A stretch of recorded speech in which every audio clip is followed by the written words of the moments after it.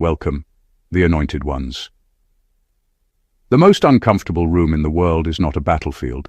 It's a room where people are forced to agree on a lie that's starting to fall apart. That's the kind of room this story begins in. Not loud, not dramatic, no raised voices at first, just a closed-door meeting where everyone walked in thinking they were in control and walked out emotionally undone. Because here's a fact people rarely talk about.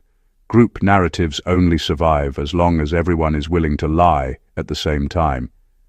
The moment one person hesitates, the entire structure starts leaking truth, and leaks turn into floods very quickly.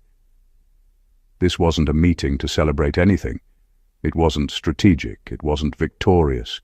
It was damage control disguised as confidence.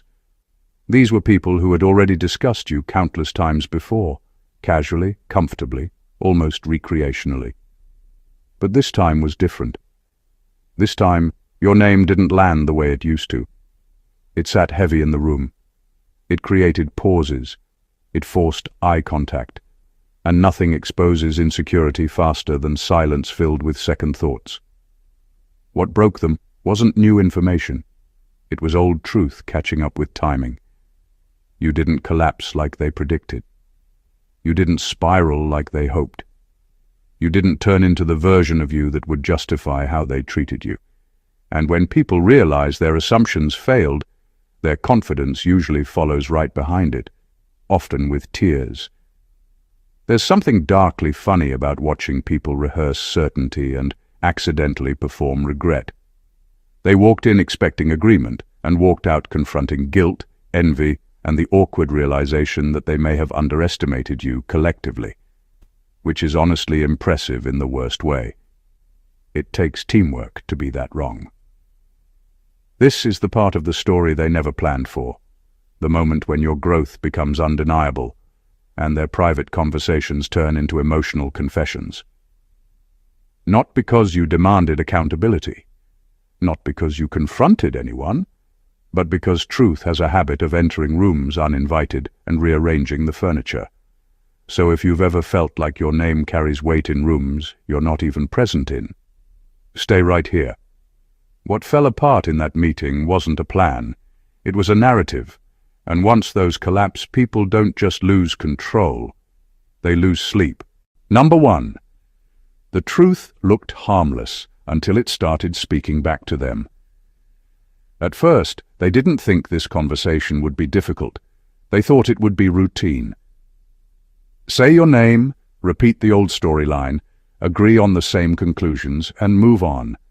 That's how it always went before. But this time, something felt off the moment your name was mentioned.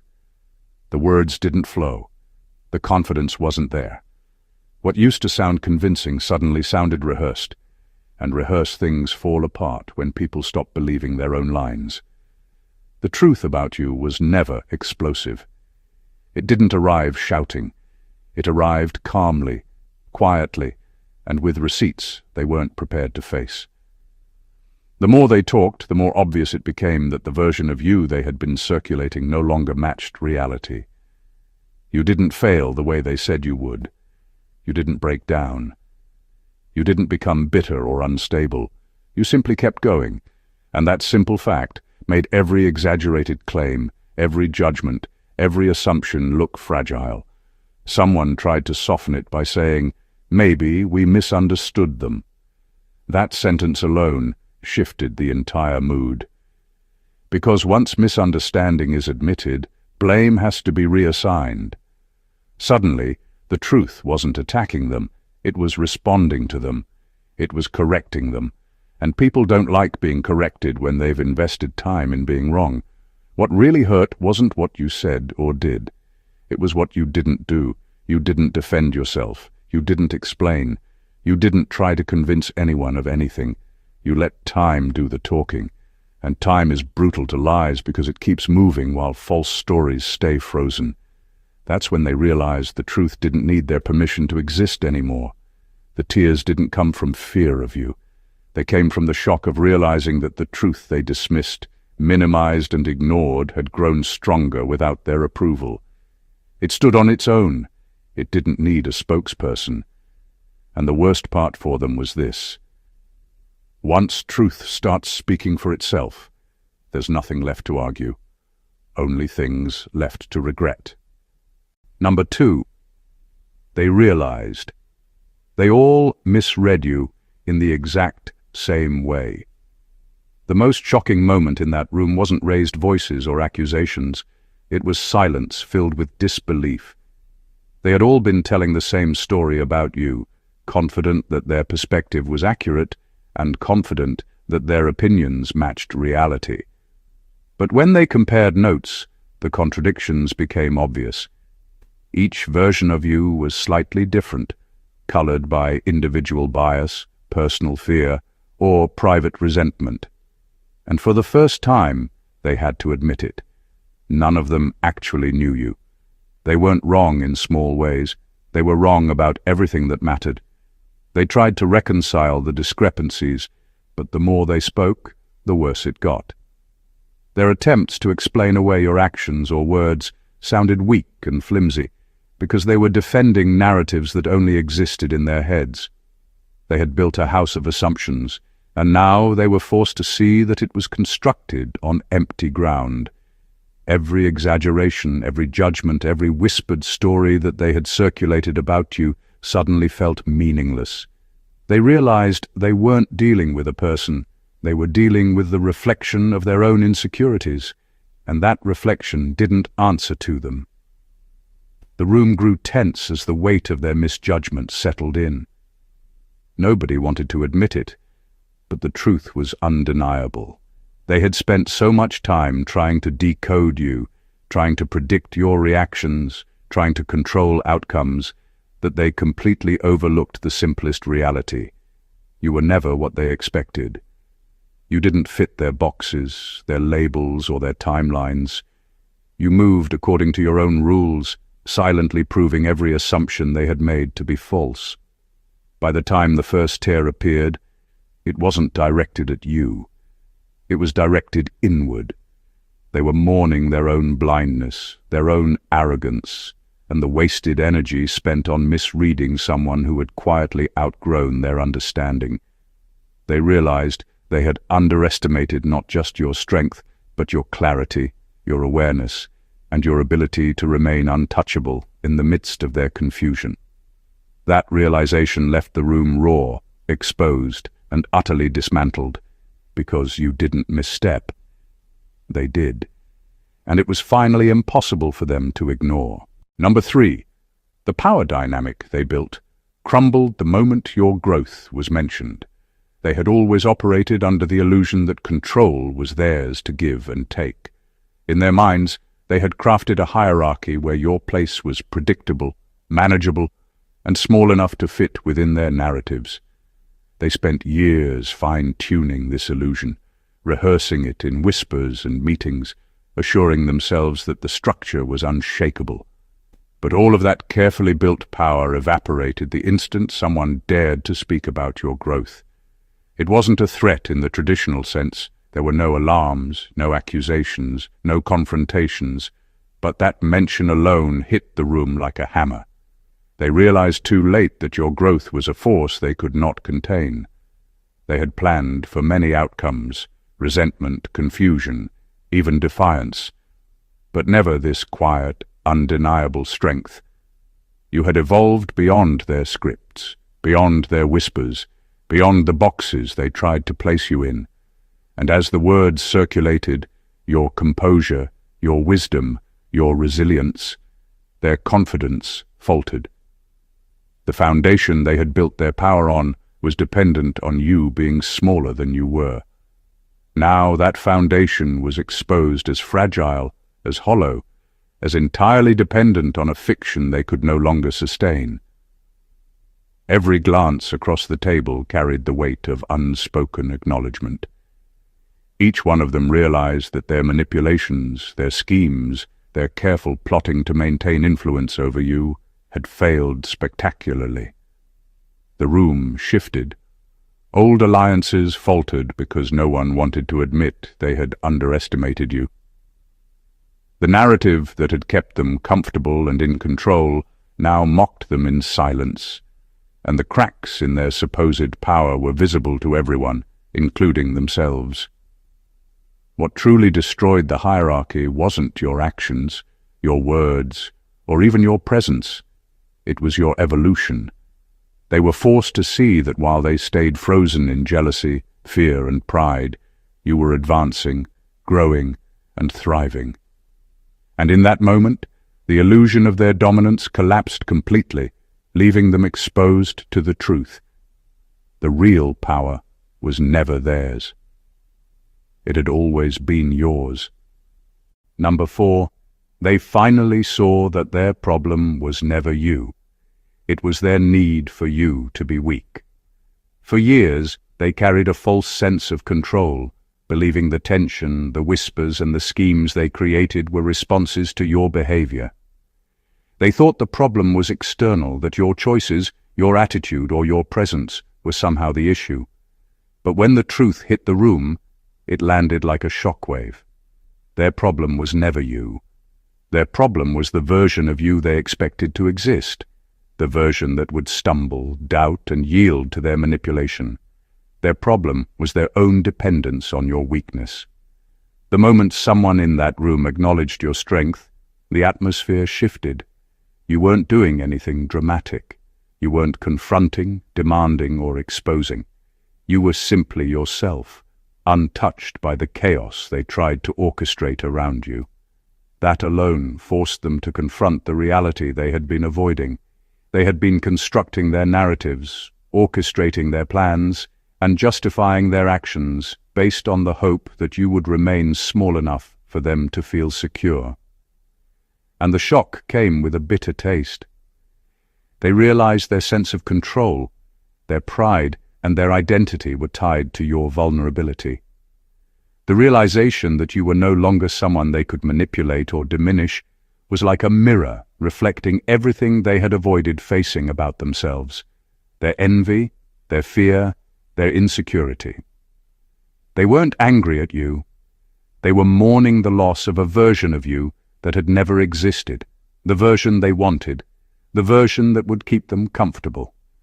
Tears, frustration, and stunned silence followed because the room had finally acknowledged the truth. They weren't failing you. You weren't out of line or difficult.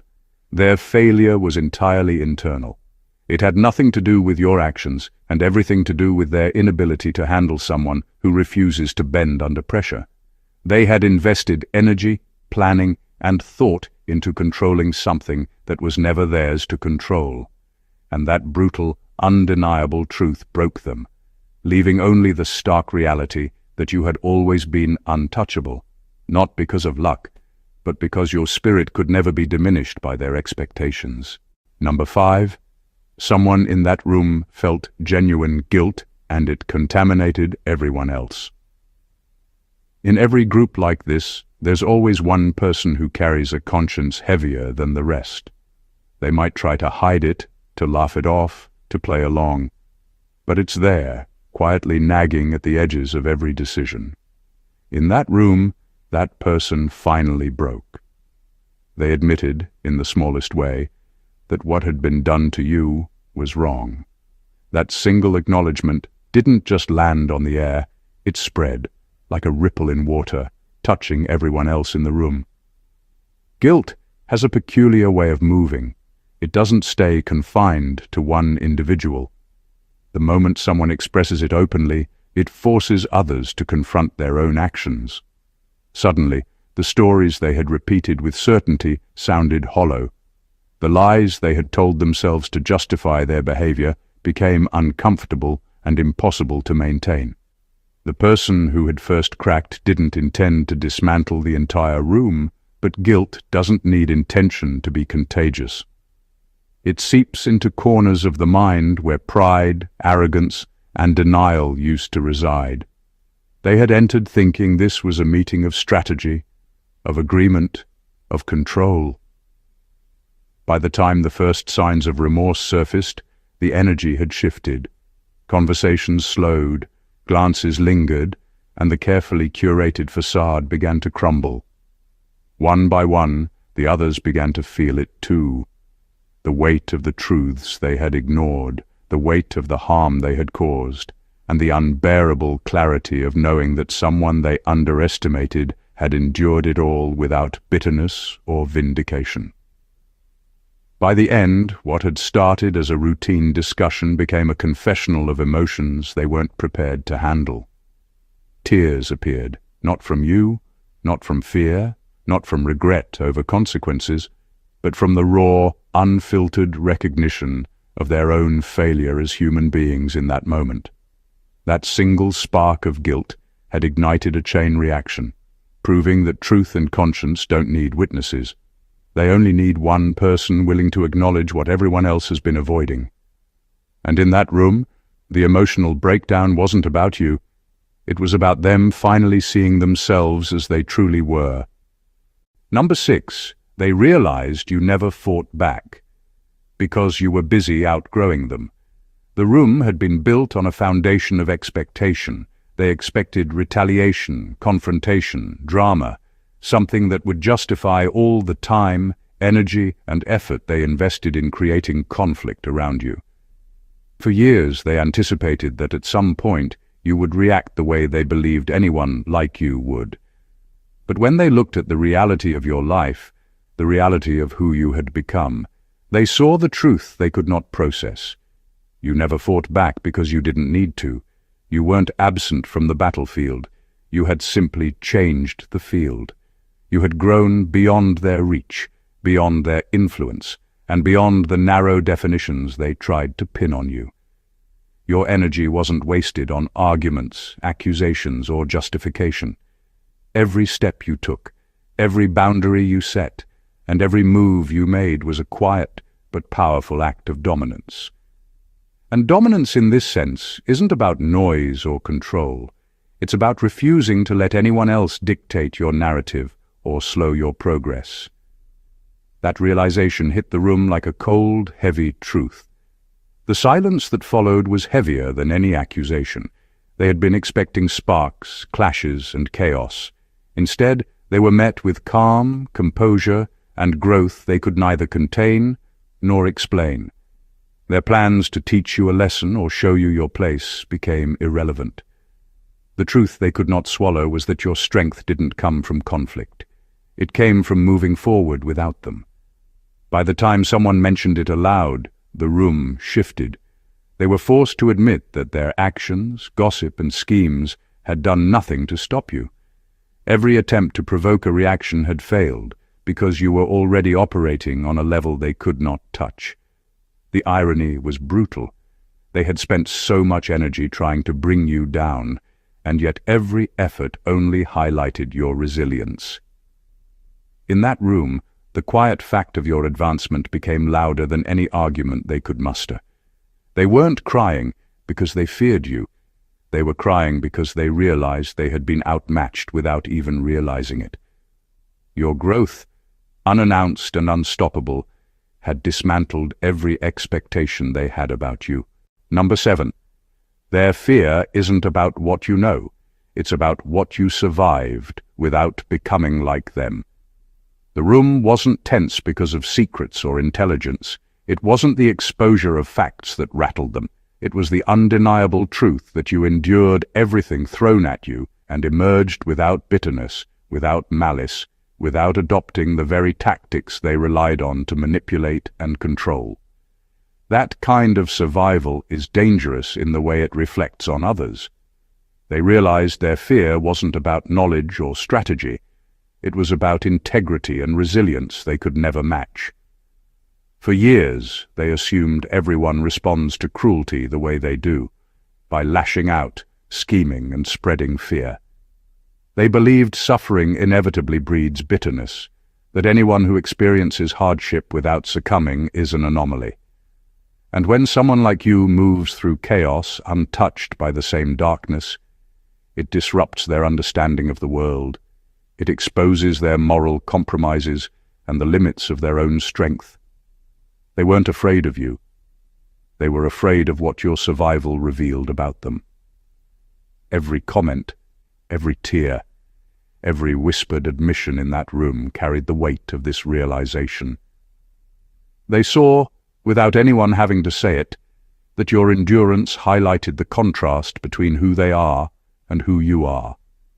Their carefully constructed sense of superiority faltered because they had measured themselves against someone they assumed would fail in ways they expected. Instead, you redefined the measure. Your ability to survive and thrive without stooping to their level was a mirror they didn't want to look into, but couldn't avoid. The irony is brutal.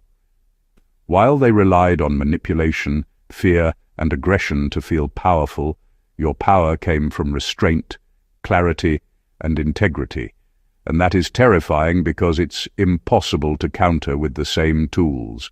The room felt the imbalance immediately. Their calculations, assumptions, and plans crumbled quietly in the corner of their minds as they realized the simple truth. The problem wasn't what you did, it was that you stayed whole, and they never would. Their tears weren't about you. They were about themselves, confronted by the raw reflection of a strength they lacked, but could not ignore. Number 8. They saw how much energy they wasted. Trying to break someone who didn't break. For years, they invested themselves in the idea that they could control you, manipulate you, or diminish your presence. Every whisper, every scheme, every calculated move was designed to bend you to their expectations or break you entirely. They thought that time, effort, and pressure would eventually give them the satisfaction of seeing you falter. But when the truth hit them, they realized something that stunned them into silence. All that energy, all that plotting, all that coordination, they had wasted it. You didn't break, you didn't stumble, you didn't even pause. What made it worse for them wasn't just your resilience, it was how quietly it happened. You didn't need dramatic comebacks or loud confrontations. You didn't need revenge or retaliation. Every act they took to undermine you, every attempt to manipulate perception, every effort to control outcomes only sharpened your focus, clarified your purpose, and strengthened your character. The irony was brutal. Their attempts to harm you became the tools of your elevation, the fuel of your growth, and they couldn't reconcile that in their minds. The room fell into a strange kind of disbelief. They were forced to confront that their influence had limits, limits they had assumed didn't exist. They had measured power in volume, in fear, in intimidation, and in chaos. What they failed to measure was endurance, clarity, and the quiet resilience of someone who refuses to be defined by others' actions. Every plan to weaken you became proof of their own wasted effort. By the time the emotional weight settled, the atmosphere was heavy with unspoken recognition. They had spent countless hours plotting, coordinating, and justifying, and yet nothing had shifted. You remained untouchable not because they lacked the ability to strike, but because you refused to meet their level. Their tears, their frustration, and their stunned silence weren't about your victories. They were about the realization that all their energy, all their strategies, and all their intentions had been rendered meaningless. You had outlasted them not with noise, but with consistency, strength, and an unshakable presence, leaving them to grapple with the most uncomfortable truth of all. You could not be broken, no matter how hard they tried. Number 9. They weren't prepared to admit you never belonged in their circle to begin with. The most uncomfortable truth in that room didn't come from conflict, confrontation, or argument. It came from the realization that you were never meant to belong there. They had spent so much time trying to force your presence, trying to control your behavior, and trying to dictate your role, that they had convinced themselves you were just another player in their game. But when they finally took a step back and looked honestly at who you are, they saw the stark reality. You were never part of their world in the first place. The weight of that realization hit harder than any insult or accusation could. It wasn't about exclusion. It was about authenticity. You operated on a level of integrity, awareness, and personal power that they couldn't reach, and their attempts to draw you into their circle were never about connection. They were about containment. They wanted to place you where you could be controlled, manipulated, or diminished. That illusion of inclusion shattered the moment they faced the truth. The circle they created was never meant for someone like you, and the reason it unraveled was because you refused to shrink to fit it. Their disbelief quickly turned into frustration, then into shame, and finally into a raw, unfiltered recognition of failure. They had assumed proximity meant dominance, that control meant respect, and that influence meant equality. But proximity doesn't guarantee understanding. Control doesn't guarantee admiration. Influence doesn't guarantee connection. You had always existed outside of their limitations, silently proving that genuine power and respect can't be manufactured or forced. By the time the first tear appeared, the room was quiet. They weren't crying because of anger. They were crying because they finally saw themselves clearly. Their insecurities, their envy, and their attempts to dominate had been visible to everyone, but only now were they forced to confront it. The irony was undeniable. The circle they worked so hard to build had collapsed, not because you wanted it to, but because you had always been too far beyond it to ever belong. And that truth was something no amount of planning, gossip, or scheming could ever change. Number 10. Someone mentioned your name with respect, and it shifted the entire atmosphere. It didn't take much. Just a single voice, careful and deliberate, saying your name with genuine respect, instead of contempt or fear. The room, already fragile from layers of tension, shifted immediately. It was subtle at first, slight pauses, exchanged glances, a change in posture, but everyone felt it. Respect has a way of revealing what lies beneath arrogance, ego, and pretense, and in that moment, the balance of power that they thought they held was upended without a single shout or accusation. They had spent years attempting to define you on their terms, to diminish your presence, to twist perceptions so that your name became a symbol of vulnerability or weakness. But when it was spoken with authenticity, something snapped. The people who were confident in their narrative suddenly realized how hollow it had always been. That one acknowledgement forced them to see you as more than the stories they told each other, more than the assumptions they had built around you. They were confronted with a version of reality they had ignored or refused to see, someone of strength, dignity, and unshakable presence. The shift wasn't just emotional, it was strategic and psychological. Suddenly, all the schemes, all the manipulations, all the coordinated efforts to control perception and narrative felt petty, ineffective, and even absurd. Their own insecurities rose to the surface because the respect given to you exposed the fragility in their own positions. They weren't crying because of fear of you. They were crying because the measure of their own self-worth had been exposed, contrasted starkly against the simple truth that you deserved recognition that they had denied you for so long. By the end, the room was unrecognizable from the one they had entered. The dynamic had shifted silently but irreversibly. Respect doesn't need arguments, logic, or proof. It doesn't negotiate. It simply exists, and when it touches the truth, it dismantles every illusion built to oppose that truth. That mention of your name didn't just change the conversation. It rewrote the entire emotional landscape, leaving them stunned, exposed, and forced to confront the reality they had long avoided. Your presence commands acknowledgement, whether they are ready for it or not. Number 11. They weren't prepared for the reality that you forgave them without needing their apologies. The room carried an expectation, subtle but heavy. They assumed that the person they had wronged would eventually need acknowledgement, confrontation, or some form of validation. They thought forgiveness required them to step forward, to grovel, or to provide the closure they assumed was owed. But the truth they faced shattered that assumption completely.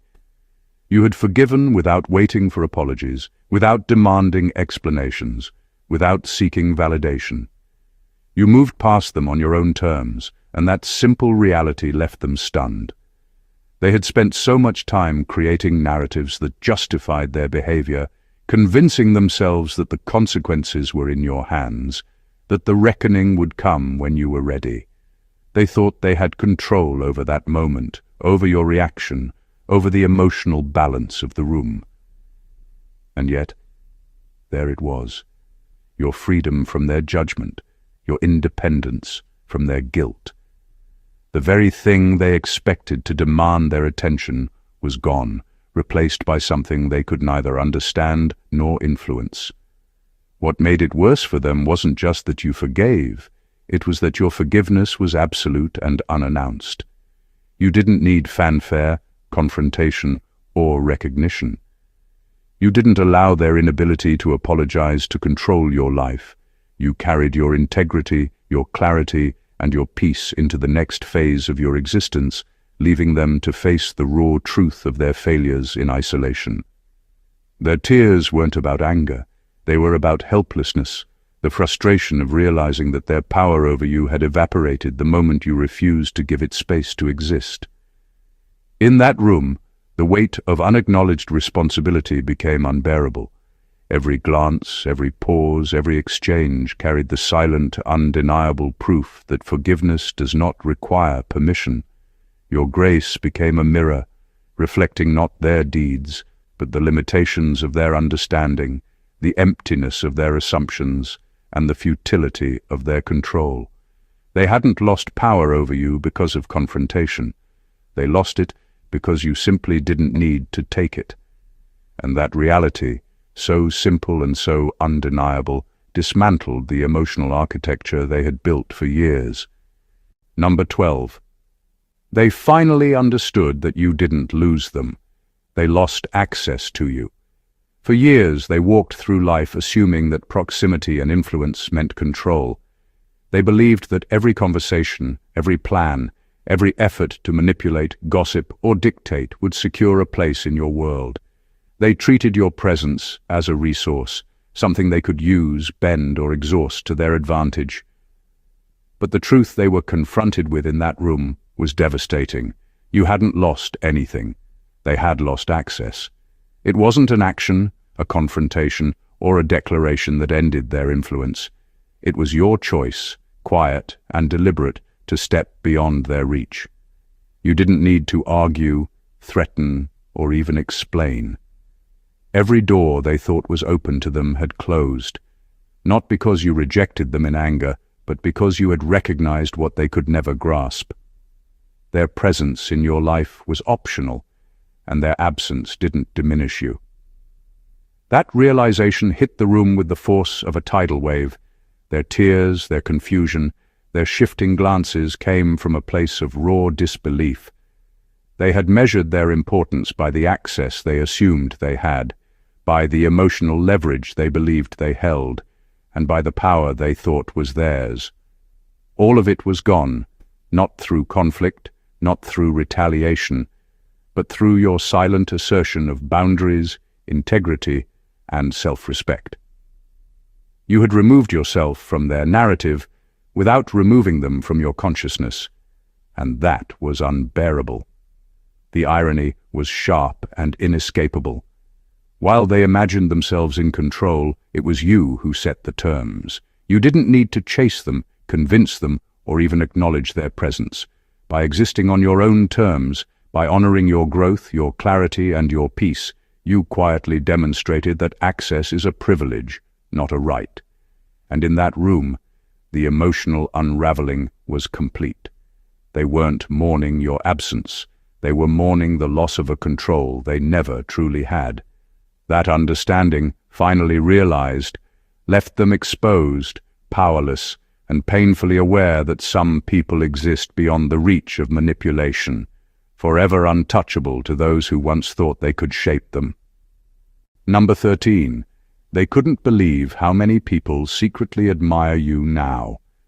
The room was already heavy with tension, but the moment someone casually mentioned how others spoke of you with respect, the weight became almost unbearable. For years, they had assumed that their narrative about you shaped the way the world saw you. They thought their whispers, criticisms, and manipulations controlled your image. But that one statement shattered their carefully constructed illusion. People admired you. Not out of obligation, not out of fear, not because they were coerced, but because they genuinely respected the way you moved through life, endured hardships, and maintained your integrity. The realization hit harder than any accusation could. They had spent so much time trying to control perception, to ensure that everyone aligned with their version of your story, that the fact you had earned admiration without lifting a finger to force it left them stunned.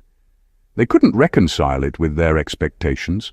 They expected resentment, confusion, or doubt to dominate, but instead, you had inspired quiet acknowledgement from others who saw things clearly, and that acknowledgement didn't just highlight your strength, it highlighted their failure, their pettiness, and the futility of their schemes.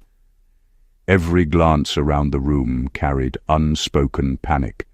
Their calculations, their alliances, their narratives suddenly felt meaningless. They had underestimated not just your resilience, but your influence, your authenticity, and your ability to garner respect silently without needing to prove yourself. They weren't crying because you were winning. They were crying because the world saw what they could not deny, what they could not manipulate, and what they could not undo. The quiet irony stung sharply. While they believed they were the ones setting the terms, quietly controlling perception and influence, it turned out the world had already decided to see you for who you really are. Their frustration, their tears, and their disbelief were a testament to the invisible power you carried. You had earned admiration without confrontation, without manipulation, without demanding it. And in that room, as the truth settled, they were forced to confront the reality that the respect and recognition you commanded could never be taken away, no matter how hard they tried. Number 14. They realized the conversation wasn't about you. It was about the people they became because of how they treated you. By the time the room fell silent, the most unbearable truth had surfaced. The conversation wasn't about you at all. Every whisper, every accusation, every attempt to justify their behavior had nothing to do with your actions or character. It was about them, the people they had allowed themselves to become in the process of trying to control, manipulate, or diminish you. That realization hit like a thunderclap. They had spent years externalizing blame, projecting faults, and convincing themselves that any fault lay with you. And now they were forced to confront that the fault lay entirely with them. The weight of self-reflection was overwhelming. Each person began to recognize the choices, compromises, and moral lapses that had defined their behavior toward you. They remembered moments they had laughed when they should have acted, lied when they should have been honest, and schemed when they should have shown integrity. Every one of those actions, once justified or ignored, now stood exposed in the stark light of truth. You hadn't needed to confront them. You hadn't needed to argue or accuse. Your consistency, your strength, and your integrity had forced them to look inward, and that reflection was unbearable. The emotional unraveling wasn't about anger or fear of consequences. It was about shame. They were crying, trembling, and stumbling over words not because you had defeated them, but because they were confronted with the person they had allowed themselves to become. In trying to control you, they had compromised themselves. In trying to manipulate your story, they had lost sight of their own. And now, in that room, the illusion of moral high ground dissolved completely. The irony was devastating. They had thought the narrative was about you, but it was never your story that was being written in that room. It was their own downfall. And as the truth settled in, they understood something they couldn't reverse. While you had grown, thrived, and maintained your integrity, they had changed, and not for the better. The conversation ended not with revelations about you, but with a raw, unfiltered reckoning about the people they had become, and the cost of every action they had taken against someone who refused to be diminished. The story of what unfolded in that room is more than just a tale of confrontation or gossip.